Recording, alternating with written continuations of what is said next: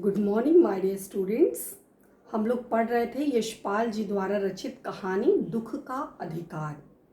इस पाठ में हमने पढ़ा कि एक महिला जो है वह फुटपाथ के किनारे बैठ करके खरबूजे बेच रही थी और फपक फपक के रो रही थी। उसको देख करके अगल बगल के दुकान पर बैठे हुए कुछ लोग जो थे वो तरह तरह की उस महिला को देख करके तरह तरह की टिप्पणी कर रहे थे। कोई उसको बेहया बोल रहा था, कोई उसको बोल रहा था कि इसके धर्म ईमान की कोई चिंता नहीं है। कुछ लोग कहे क्या अंधेर हो गया है, और इस तरह तरह की अभद्र टिप्पणी उस महिला के प्रति जो है समाज के लोग और लोग जो है वह कर रहे थे कि इसके बेटे की अभी तत्काल मृत्यु हुई है और यह दुकान खोल करके बैठ गई है। अपने धर्म की तो चिंता इसको है नहीं, कम से कम दूसरे लोगों के धर्म के विषय में इसे सोचना चाहिए। यहाँ तक हम लोगों ने पढ़ लिया था। अब हम इसके आगे की जो स्टोरी है उसको हम लोग कंटिन्यू करेंगे। इस पर आधारित कुछ महत्वपूर्ण प्रश्न यहाँ लिखे हुए हैं।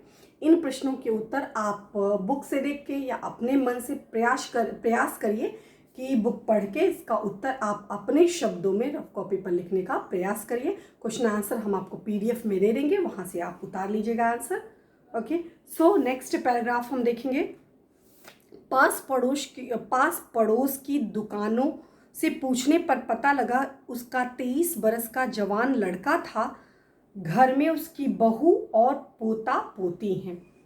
उस लेखक ने जानने का प्रयास किया कि क्यों, आखिर ऐसा क्या ऐसी मतलब ज़रूरत आन पड़ी कि इस महिला का जो है जवान बेटा मृत्यु अभी देहावसान हुआ है, अभी उसको कम से कम 24 घंटे भी नहीं हुए और यह महिला दुकान पर खरबूजे बेचने आई। तो ज़रूर इस कोई ना कोई इसके पीछे जो होगा रीज़न होगा, कारण होगा। कोई दुख कि कोई व्यक्ति ऐसा नहीं होता कि जिसको दुख जो है वो दुखित नहीं करता हो, और ऊपर से किसी का जवान बेटा उसकी आंखों के सामने दम तोड़ दे तो उस माँ के लिए जीवित रहना एक बहुत कठिन प्रश्न बन जाता है। और ऐसे समय में वह महिला दुकान खोल के बैठी है तो निश्चित रूप से कोई ना कोई इसके पीछे कारण होगा।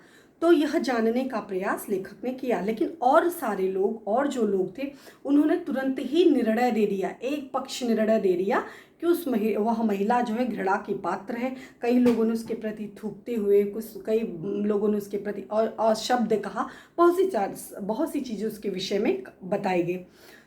पास पड़ोस में अगल बगल की दुकानों से पूछने पर पता चला कि उसका जो 23 बरस का, कितने बरस का, 23, याद रखिएगा 23 बरस का जो जवान लड़का है अभी उसकी मृत्यु हो गई है। और उसके घर में कौन कौन है, तो एक तो जवान बेटा था, उसकी बहू थी और पोता और पोती है। तो यानी बेटा तो चला गया लेकिन अभी भी बहू है और उसके छोटे छोटे बिलबिलाते छोटे छोटे बच्चे हैं। तो इन लोगों के पेट की रक्षा करना अब उस महिला के ऊपर जिम्मेदारी आन पड़ी। जिस महिला को दुख में तड़पना चाहिए, रोना चाहिए, कईयों दिन बिस्तर से उठना नहीं चाहिए, वह महिला इस तरह से दुकान खोल करके बैठी है तो निसंदेह उसके लिए ये बहुत ही कष्टकर होगा, बहुत ही हृदय तोड़ देने वाली घटना होगी, एकदम हृदय विदारक घटना होगी। लेकिन उस महिला के प्रति जो लोगों की संवेदना है और लोगों का जो संवेदना को प्रस्तुत करने का जो तरीका है वो निसंदेह अमानवीय है। हमने आपको पहले ही दिन बताया था कि इस पाठ में बताया गया कि मनुष्य को किस प्रकार मानवीय होना चाहिए, किस प्रकार मानवोचित गुण होने चाहिए। लेकिन यह पाठ बताता है कि किस प्रकार व्यक्ति तुरंत निर्णय दे देता है कि यह महिला कितनी अभद्र है, कि कैसे बेटा मरा हुआ दुकान खोल के बैठ गई, इसको केवल रोटी चाहिए, बस रोटी की ही बस इसको चाह है और कुछ नहीं। लेकिन इसकी उस महिला की वास्तविक पीड़ा से कोई भी परिचित नहीं था। तो कुछ लोगों ने बताया कि इसका जवान बेटा 23 वर्ष का था, उसकी मृत्यु हो गई है और उसके जाने के बाद उसकी जो बहू है और उसके 2 छोटे छोटे बच्चे हैं, वो पोता और पोती, वो दोनों हैं। लड़का शहर के पास 1.5 बीघा जमीन में कछियारी करके, कछियारी क्या होता है, खेतों में, कछियारी मतलब होता है जहाँ पानी की मात्रा ज़्यादा होती है, वहाँ खेतों में पानी की मात्रा ज़्यादा होती है, वहाँ पे सब्जियाँ उगाई जाती, तरह तरह की सब्जियाँ उगाई जाती। तो कछियारी यानी खेतों में सब्जी बोने का, सब्जियाँ उगाने का काम करना। तो लड़का जो था वो 1.5 बीघे, शहर के पास ही कहीं 1.5 बीघे जमीन लेकर के कछियारी यानी जो है कछियारी करके परिवार का निर्वाह करता। निर्वाह मतलब क्या होता है? निर्वाह का मतलब होता है गुजारा करना। तो वो जो पुत्र था उसका, महिला का पुत्र क्या करता था? कछियारी करके यानी खेतों में सब्जियां बो करके, सब्जियां उगा करके वह अपने परिवार का गुजारा करता था। उनके जो है उनकी आवश्यकताओं की पूर्ति करता था, उनका जो है जीविकोपार्जन करता था, उनके पेट की भूख को शांत करता था, उनकी आवश्यकताओं की पूर्ति करता था। तो कैसे पूर्ति करता था? तो शहर के पास 1.5 बीघे जमीन में वह कछियारी करके अपने परिवार का भरण पोषण यानी गुजारा करता था। फिर क्या हो गया? खरबूजे की डलिया बाजार में पहुंचाकर कभी लड़का स्वयं सौदा मतलब जो माल यानी जो सामान, खरबूजा जो था, सौदा यानी जो पदार्थ या वस्तु जो उसको बेचने के लिए महिला या जो व्यक्ति होता है, जो दुकानदार होता है, वो बेचने के लिए माल जो होता है, माल को बेचने के लिए दुकान लगाता है, तो उसी को कहते हैं सौदा।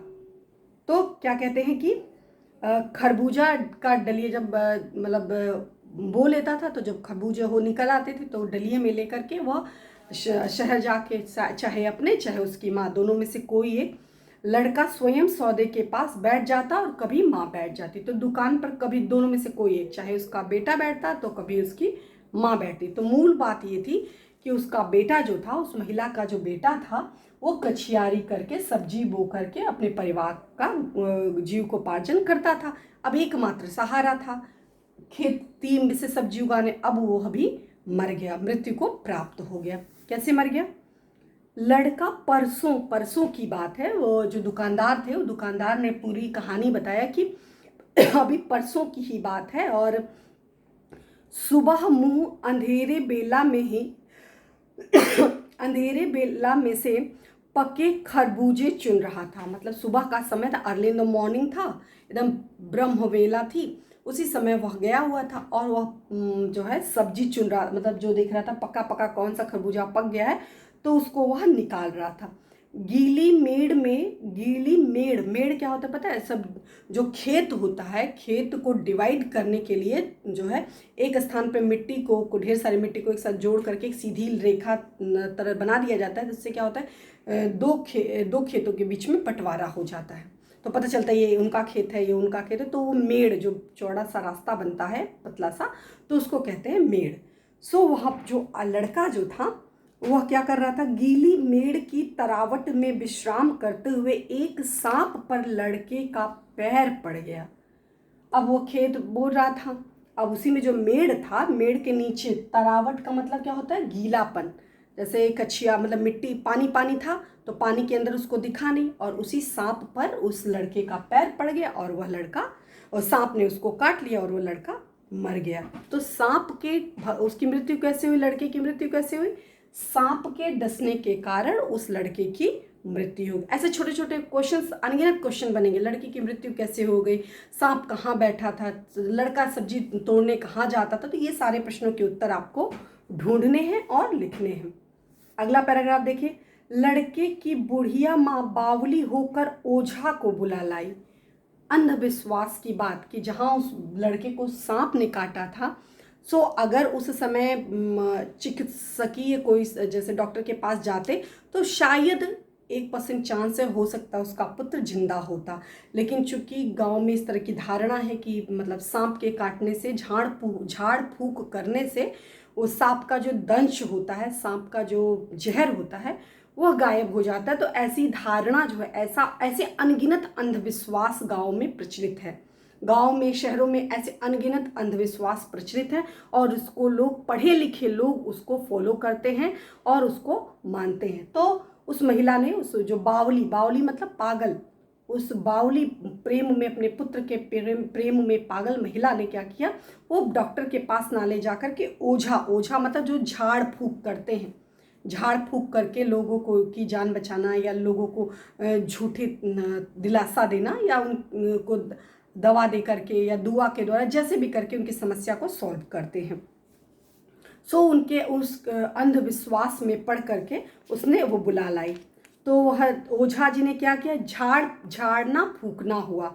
मतलब जो ओझा जी ने उस जो लड़के को सांप काट लिया था उसको झाड़ फूक भी किया। नागदेव की पूजा हुई। अब क्या क्या हुआ, झाड़ फूक हुआ, नागदेव की पूजा हुई। पूजा के लिए दान दक्षिणा चाहिए। अब भाई ओझा जी आए हैं तो कुछ तो सेवा भाव चाहिए उनको, तो दान दक्षिणा है तो उसके लिए भी पैसे की आवश्यकता है। घर में जो कुछ आटा अनाज था दान दक्षिणा में उठ गया। बेटे को सांप ने काट लिया तो उसको बचाने के लिए माँ के पास जो क्षमता थी, जो उसके पास था, वो सब कुछ आटा चावल दाल जो कुछ भी व्यवस्था थी वो सब दान दक्षिणा में दे दिया कि कैसे भी करके नागदेव की पूजा करो, कैसे भी करके मेरे बेटे को बचा लो। जो उसके सामर्थ्य में था महिला के, उस महिला ने पूरी कोशिश की। अंधविश्वास के चलते जितना भी प्रयास कर सकती है उस महिला ने किया और उस अपने बेटे को बचाने का प्रयास किया। माँ, बहू और बच्चे भगवाना से, भगवाना यानी कौन, भगवाना यानी उस महिला का जवान बेटा, उसका नाम क्या था, भगवाना। भगवाना को से लिपट लिपट के बहू यानी उस लड़के की पत्नी, उसके बच्चे और उसकी माँ जो थी भगवाना से लिपट लिपट करके रोए।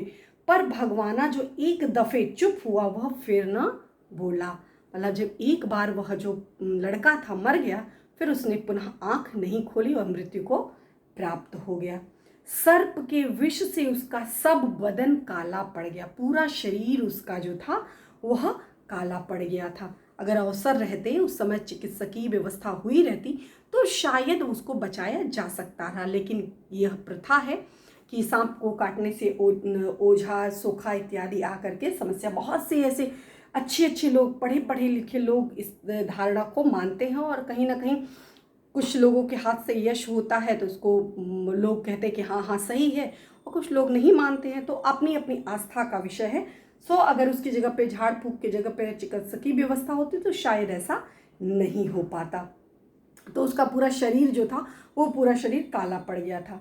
जिंदा आदमी नंगा भी रह सकता है, महिला का जो कथन रहता है, कहती है महिला कि अगर जिंदा होता मेरा बेटा तो नंगा भी उसको रखती तो कोई बात नहीं थी, लेकिन पर मुर्दे को नंगा कैसे विदा किया जाए। अब बेटा तो मर गया, लेकिन बेटे को कम से कम कफन उड़ाने के लिए कुछ न कुछ तो चाहिए, पैसा चाहिए, कुछ न कुछ व्यवस्था करनी पड़ेगी। तो मुर्दे को कुछ न कुछ कैसे व्यवस्था की जाए, इसके लिए तो बजाज की दुकान, बजाज यानी जो कपड़े का व्यापारी होता है, बजाज की दुकान से नया कपड़ा लाना ही होगा। इसके लिए माँ के हाथों की छन्नी ककना ही क्यों ना बिक जाए। जो भी हमारे वहाँ रीति रिवाज, जो हमारे वहाँ परंपराएं हैं कि जब व्यक्ति की मृत्यु हो जाती है तो उसमें तरह तरह के कर्मकांड किए जाते हैं, पूजा पाठ इत्यादि किए जाते हैं, पंडित जी को दान दक्षिणा दिया जाता है, उस जो मृत्यु होती है उसके लिए तरह तरह के साजो सामान दिए जाते हैं। तो इस तरह की कई तरह की प्रथाएं हमारे यहाँ प्रचलित हैं। तो ऐसे समय में अब तो घर में कुछ था नहीं, जो था तो दान दक्षिणा में चला गया। अब जो माँ के जो चांदी के जो जेवर थे, हाथ में पहनने वाले, गले में पहनने वाले, पैर में जो थोड़े बहुत जेवर थे चांदी के, वह सब इसी दान दक्षिणा में और बेटे के कफन की व्यवस्था करने में और उसके लिए व्यवस्था और सारी चीज़ों की व्यवस्था करने में सारा चीज़ लुट गया। तो क्या हो गया, उसकी माँ के हाथों की छन्नी ककना भी क्यों न बिक जाए। मतलब ये सब ज़रूरी है, प्रथा जो हमारी वहाँ प्रथा चली है उस प्रथा के नाते यह करना ज़रूरी है, चाहे इसके लिए कितना भी कष्ट सहना क्यों ना पड़े। नेक्स्ट पैराग्राफ, भगवाना परलोक चला गया। भगवाना मतलब जो लड़का था वो तो मर गया, ईश्वर के पास चला गया। घर में जो कुछ भी चूनी भूसी थी उसे विदा करने में चली गई, जो कुछ भी व्यवस्था थी वो सब समाप्त हो गई। चुनी भूसी मतलब जो भी थोड़ी बहुत पैसे रुपए धन दौलत, जो भी क्या कहते हैं अनाज पानी, जो भी ज्वेलरी इत्यादि थी, सब कुछ उसकी सेवा भाव में विदा करने में चली गई। बाप नहीं रहा तो क्या, लड़के सुबह उठते ही भूख से बिलबिलाने लगे। कहते भले ही पिता नहीं है लेकिन बच्चे तो छोटे छोटे बच्चे थे, बड़े तो समझ सकते हैं, पत्नी समझ सकती है, माँ समझ सकती है, लेकिन छोटा बच्चा जब दूध के लिए रोएगा, छोटा बच्चा जब रोटी के लिए रोएगा, भूख के लिए रोएगा, तो माँ तड़पते हुए कैसे देख सकती है कि उसका बच्चा उसके रहते ही वह तड़प रहा है। भले ही उसका पिता आज चला गया, लेकिन छोटे बच्चे को इस बात का क्या एहसास कि उसका पिता आज उसके पास नहीं है। वह जो है उसको देख सुबह सुबह बच्चे जो है भूख से बिलबिलाने लगे। बिलबिलाने मतलब भूख से रोने लगे। दादी ने उन्हें खाने के लिए तरबूज दे दिए, लेकिन बहू को क्या देती। कब बच्चे भूख से तड़प रहे थे तो उनको तरबूज काट के दे दिया कि लो बेटा तुम लोग खरबूज तरबूज जो है वह खाओ। लेकिन उसकी पत्नी को क्या दे, वह उसको भी तो भूख लगी थी, तो उसके लिए क्या व्यवस्था करती। बहू का बदन बुखार से तवे की तरह तप रहा। जैसे रोटी बना दो तो तवा किस प्रकार से जलता है, हाथ जलने लगता है, सो उसी तरह से उस महिला का जो शरीर है वो पूरी तरह से, जो उसकी पत्नी थी उसकी पत्नी की दशा जो है बहुत दयनीय हो गई थी, बुखार से पूरी तरह से पीड़ित थी। और ऐसे समय में उसका शरीर जो है तवे की भांति जल रहा था। तो महिला समझने, उसकी जो सास थी यानी जो भगवाना की माँ थी, वो समझ नहीं पा रही थी कि मैं इसके लिए क्या उपचार करूं कि यह सही हो जाए। अब बेटे के बिना बुढ़िया को दुअन्नी चवन्नी भी कौन उधार देता। चूंकि बेटा अगर जिंदा रहता तो किसी के सामने वो हाथ फैलाती तो लोग उसको दे देते, दया करके दे देते पैसा कि चलो ये बुढ़िया नहीं दे पाएगी तो कोई बात नहीं, इसका बेटा भगवाना है वह दे देगा। लेकिन जब ऐसी दशा आ गई कि बेटा भी चल बसा तो उस महिला को कोई उधार देने को भी नहीं तैयार था। क्यों? क्योंकि भगवाना तो अब रहा नहीं, तो अब किससे उधार की वापसी की जाएगी, ऐसा सोचकर अगल बगल पास पड़ोस के लोग भी कोई उसको उधार देने को तैयार नहीं थे। सो बुढ़िया रोते रोते आंख पोंछते भगवाना के बटोरे हुए खरबूजे डलिए में समेट कर बाजार की ओर चली। और चारा भी क्या था, अब उसके पास कोई और दूसरा रास्ता नहीं था।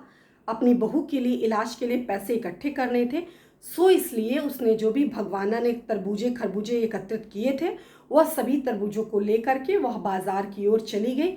उसके पास कोई और दूसरा रास्ता नहीं था। वो चाहती किसी से उधार ले सकती, लेकिन कोई उधार देने को भी नहीं तैयार था। उसकी पत्नी यानी उसकी जो बहू थी बीमारी से तप रही थी, तो वह उसको दवा के लिए पैसे उसको चाहिए थे, तो दवा के पैसे भी नहीं थे। तो इस तरह से उसको तरह तरह की समस्याओं के कारण वह, जिसका जवान बेटा मरा है वो खुद ही दुखी है, पीड़ित है, लेकिन व्यथा है उसको, लेकिन फिर भी कोई उसका दर्द समझने वाला सुनने वाला नहीं है। और ऐसी दशा में वह महिला दुकान खोलने के लिए विवश हो जाती है। बुढ़िया खरबूजे बेचने का साहस करके आई, परंतु सिर पर चादर लपेटे, सिर को घुटने पर टिकाए हुए फफक फफक कर रो रही थी। कहीं ना कहीं उस महिला के दिल, उनका दिल जो था, दिल पर पत्थर रख करके वह महिला अपने बेटे के शोक को भुला करके अपने नाती नातिन के विषय में सोच, पोते पोती के विषय में सोच करके, अपने बच्चों के विषय में सोच करके, अपने बहू के विषय में सोच करके वह दुकान खोलने तो आ गई, लेकिन उसका हृदय जो है वह कहीं ना कहीं उस जवाब दे रहा था, कहीं ना कहीं उसका जो साहस उसका साथ नहीं दे रहा था। और उसने अपना पूरा सिर जो था वो चादर में लपेट करके वो फपक फपक के रो रही थी। कहीं ना कहीं उसके अंदर उसको जो कष्ट था, उस कष्ट को मनाने का, दुख को मनाने का अधिकार भी विधाता ने उसको नहीं दिया था। कल जिसका बेटा चल बसा, आज वह बाजार में सौदा बेचने चली है। हाय रे पत्थर दिल। वह महिला कितना, उसका कलेजा पत्थर का करना पड़ा होगा जब वह महिला सौदा बेचने दुकान आई होगी, उसको कितना कष्ट हुआ होगा।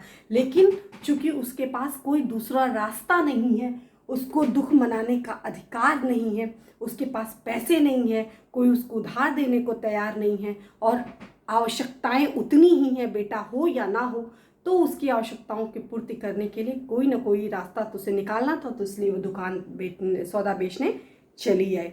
मिनट बाद उस पुत्र वियोगिनी का दुख का अंदाजा लगाने के लिए पिछले साल अपने पड़ोस के पुत्र की मृत्यु में दुखी माता की बात सोचने लगा। बताते हैं कि बगल में 1 साल पहले की ही एक घटना है। एक महिला थी, उसका भी जवान बेटा मर गया था, तो उसकी क्या स्थिति थी और इस महिला की क्या स्थिति है, दोनों में आपस में तुलना किया जाता है कि देखो वह महिला जो थी, उस महिला 1 साल पहले उसका बेटा जब मरा था तो उसकी क्या स्थिति थी। वो जो संभ्रांत थी, संभ्रांत मतलब वो उसके पास हर धन दौलत आर्थिक स्थिति से मजबूत थे। सो वह संभ्रांत महिला पुत्र की मृत्यु के बाद 2.5 मास मतलब 2.5 महीने तक पलंग से उठ न सकी। सोचिए, यह महिला, इसको एक दिन का भी अवकाश नहीं है कि वह दुख मना सके। लोग उसको तरह तरह की बातें कह रहे हैं, और एक महिला है, उसको 2.5 महीने से वो पलंग से उतर ही नहीं सकी। वो उसको उतरने, मतलब इतने लोग उसके पास थे, धन दौलत भी उसके पास थी कि वो नहीं भी उतरती तो उसका काम चल गया। उसी 15 मिनट पर पुत्र वियोग में मूर्छा, मूर्छा मतलब कि बेहोशी, वह जो महिला थी हर 15 मिनट पे बेहोश हो जाती थी। न जाने मूर्छा न आने की स्थिति में आंखों से आंसू न रुक सके थे।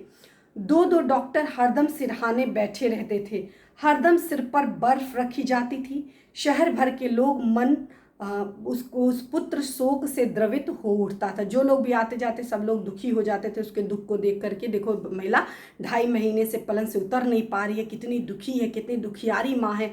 तो डॉक्टर लगे हुए हैं, लेकिन फिर भी उसकी पीड़ा जो है वो कम होने का नाम नहीं ले रही है। जब मन को सूझ का रास्ता नहीं मिलता है तो बेचैनी से कदम तेज हो जाते हैं। उसी हालत में नाक ऊपर उठाए राह चलतों से ठोकरे खाता में चलता जा रहा था। सोच रहा था, ये लेखक का अपना मत है। लेखक कहते हैं शोक करने का यानी दुख अभिव्यक्त करने का एक वो महिला है जो कईयों दिन पलंग से नहीं उतरी, डॉक्टर लगे हुए हैं, सेवा भाव में 10 नौकर चाकर लगे हुए, एक वो महिला है। और एक ये महिला है जिसका सब कुछ, उसका प्राण का आधार उसका बेटा ही था, और उसका बेटा भी चल बसा। अब ऐसे समय में उसको कितना साहस करना पड़ा होगा कि वह दुकान चलाने बैठ गई। एक दिन भी उसका बेटा नहीं मरा, मतलब एक दिन भी बीता नहीं था। लेकिन चूंकि बहू है, बीमार है, तो उसके लिए कुछ ना कुछ तो करना है। तो वही लेखक कहते हैं कि जब कोई रास्ता नहीं मिलता है, सूझ समझ नहीं आता है, तो ऐसे ही अनायास व्यक्ति आगे चला जाता है। तो लेखक सोचते हैं कि समाज है, समाज में शोक करने का यानी दुख व्यक्त करने का, गम मनाने का यानी दुख को मनाने का अधिकार के लिए भी सहूलियत चाहिए। सहूलियत का मतलब होता है सुविधा। हर व्यक्ति को दुख मनाने की सुविधा प्राप्त नहीं होती।